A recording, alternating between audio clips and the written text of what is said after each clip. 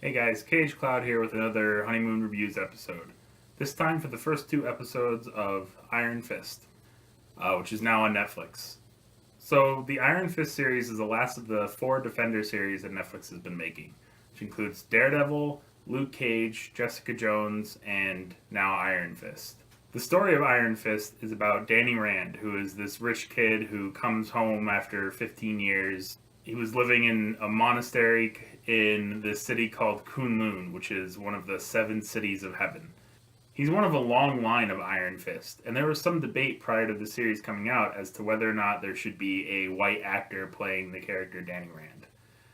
In my personal opinion, you could easily have had an Asian American actor playing the role of Iron Fist, but Danny Rand is kind of tied really closely to his identity as a white man. Maybe you could have had an Asian American character for sure, but I also feel like that's playing up to the stereotype of Asian Americans being good at martial arts. I don't know. There's stereotypes everywhere. I feel like they should just make a series that's good and go along with it.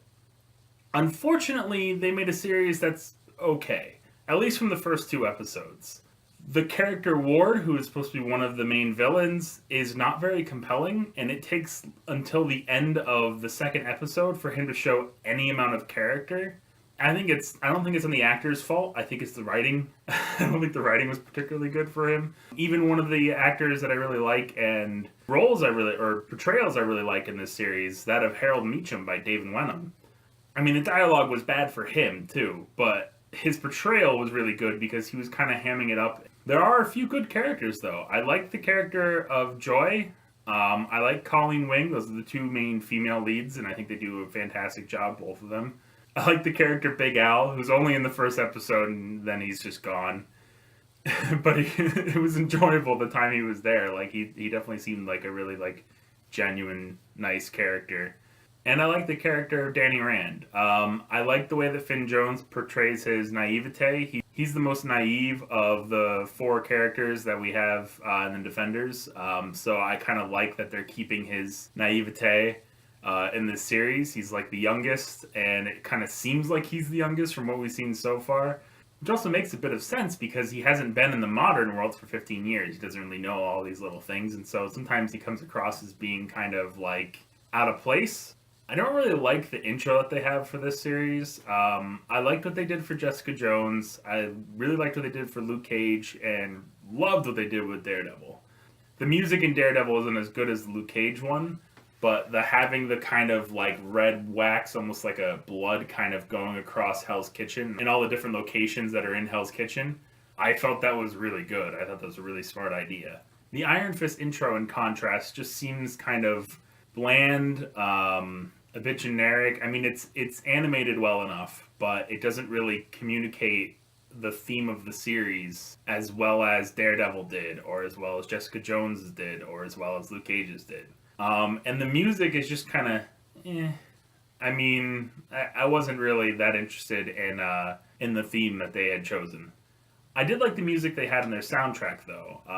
I find it kind of enjoyable and like the way that it tied into the episodes. The kung fu fighting in the first episode, however, is rather slow, which is frustrating in my opinion because it was slower than Daredevil's fighting, and I feel like Iron Fist should have had the fastest fighting and the best fighting because he is the best fighter of all of them. He is a master kung fu fighter, and that doesn't really come across in all of the scenes. I did kind of like in the first episode, they had a few fight scenes that were off from like a different angle, and I like the way they cut that because it was rather quick and snappy and all that kind of stuff, and it made the fighting seem really fast. But the first fight scene that they have inside the Rand Corporation itself, it just seemed kind of slow. I think that's down to editing, but I'm not quite sure myself because I'm not a film professional. I don't really know that kind of stuff as well, but it seemed like, they could have edited things to make it seem like there was more force behind the punches and more speed behind them, whereas instead it kind of just seemed like everything was rather slow, almost like the Jessica Jones and the Luke Cage fights. But those fights are slow because Luke Cage and Jessica Jones don't really have much to be afraid of. But in those series, they're not really focused on their fighting; they're focused on their strength. So to them, someone coming at them, especially like Luke Cage, he doesn't really have much to be afraid of. So he's just kind of like, whatever. Yep. And that kind of makes sense. But with Danny Rand, I mean, sure, he doesn't have that much to be afraid of, but he still has more to be afraid of than Luke Cage, because he can get stabbed, he can get shot. The first episode was kind of slow. I like the second episode more, even though in a sense it might seem a bit more slow, but it reminded me a lot of the second episode of Daredevil, which in itself, what a lot of people thought was slow, but it led up to a big crescendo and all that kind of stuff, and you found out more about the character. In this, it felt like they were trying to do a little bit of similar stuff. I don't feel like they were showcasing Danny Rand's character as much, so I'm just kind of not that into him. I also didn't like the color palette. It seemed just kind of rather generic. Unfortunately, that seems to be a lot of the issue with the show is that it seems generic. It's not bad or unwatchable. It's not 15% on Rotten Tomatoes bad, but it's nowhere near as good as what we've come to expect from the Marvel Netflix series. It's not as good as Daredevil season 1 or 2. It's not as good as Jessica Jones. It's not as good as Luke Cage.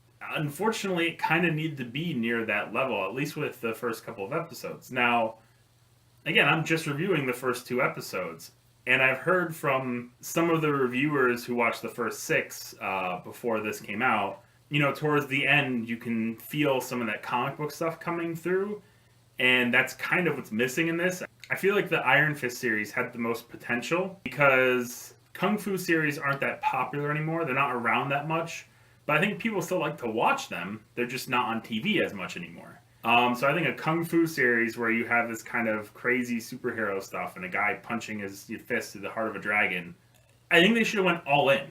I feel like they kind of like, they tried to be too much like Jessica Jones, Luke Cage, and Daredevil because those characters are really more grounded. Whereas even though Danny Rand is fighting the same organizations, his character is very much mystical and magical. It'd be like if you had Doctor Strange and you just kind of pulled it back a little bit and just had him do like, you know, the little magic that you see where he spins around like a circle and teleports someplace, and that was like it. And you'd be like, okay, yeah, I guess it's more grounded, but I mean, like, where's the weird dimensions? Where's the, you know, astral plane projection and stuff? That's kind of the feeling I get from the first 2 episodes of Iron Fist. My hope is that in the back half of the series, they throw all of that at you.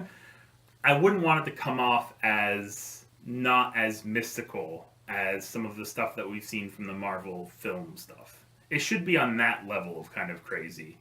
I mean, even Luke Cage, towards the last, you know, like few episodes, went all in on the comic book stuff, and Daredevil season 2 did the same. In fact, I love the second half of Daredevil season 2.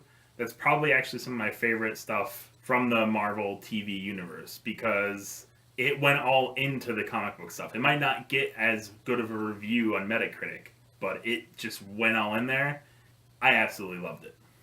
There are some questions I have about some of Danny's decisions. I know he's supposed to be naive, as I mentioned before, but I have no idea why he would ever find Ward to be his friend.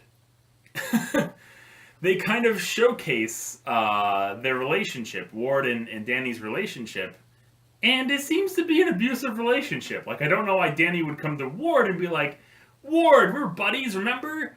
Like, that doesn't seem to make any sense. Like, him going to Joy, absolutely, because it seemed like him and Joy had a really tight connection. But him and Ward just seem to be like, and I mean, you get this at the very tail end. It's the one bit of character from Ward that we get, is Ward is jealous. He's very jealous of Danny. He's never liked him, and now that Danny's back, he's upset. He's the only one that is refusing to admit that Danny really is around. And once he kind of admits that it's Danny, he tries to kill him. he's like, he wants him out of the picture. He does, because he knows that, I feel like in his mind, his father likes Danny more. And that even comes into play in this. Danny is very important to Harold's purposes. And so it is true in the series, at least towards the end, that Harold does value Danny more than Ward. And so Ward kind of freaks out towards the end of this 2 episodes at least. So that's a tiny bit of character that you get from Ward, but that's about it. For the most part, he is the worst character on the show. He's not even really mustache twirly, like, interesting.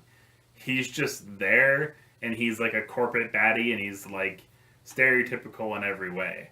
At least Harold is somewhat kind of mischievous, and he has his assistant Kyle, and their interactions are fantastic. They're kind of silly and a bit over the top, but that's what makes them, good and interesting.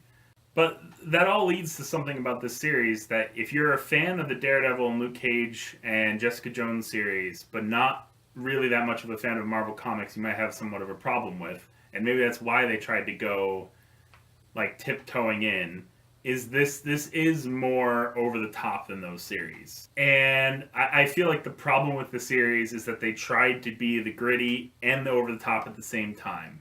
It does have me hooked, but I think for the person going in who isn't a fan of Iron Fist and hasn't been waiting for these Defenders series, I think they're going to have a hard time being hooked. The Iron Fist series isn't interesting in the same way that the other Marvel Netflix series are. It's interesting in kind of a communicating to the comic book universe fans. It's interesting because of the potential that it has, not because of what it showed me in the first two episodes. And that's something that they're going to have to overcome. I'm going to try to see if it does, but, the reviews haven't looked terribly good, so we'll kind of see. But again, those reviews are only for the first 6 episodes, so maybe it'll pick up in the back half. But aside from Daredevil Season 2, most of the seasons for the Netflix series have kind of gone down in the back half. Daredevil Season 1, less so. I kind of like the pacing of Daredevil Season 1 across the board. But Jessica Jones spent too long at Kilgrave's house. Luke Cage spent too long in that scientist's barn. So I'm hoping that Iron Fist is different. So overall, this is kind of more of a mediocre series. If you're a fan of comic books and superhero stuff, you'll probably like it, or you'll probably at least find it somewhat watchable. If you're not and you haven't watched any of the other Marvel Netflix series, then I would say go in with Daredevil. Actually, go in the way that they've been released. So, like Daredevil Season 1, Jessica Jones, Luke Cage, and Daredevil Season 2. Even though Luke Cage, the first 9 episodes, is the strongest of, I think, any of the series, the last 3 are kind of weird, whereas Daredevil Season 1 kind of keeps itself grounded. Jessica Jones is the same. For the most part, it keeps itself grounded.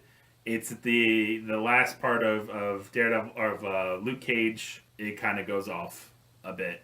So you might find that a bit off-putting. Peace.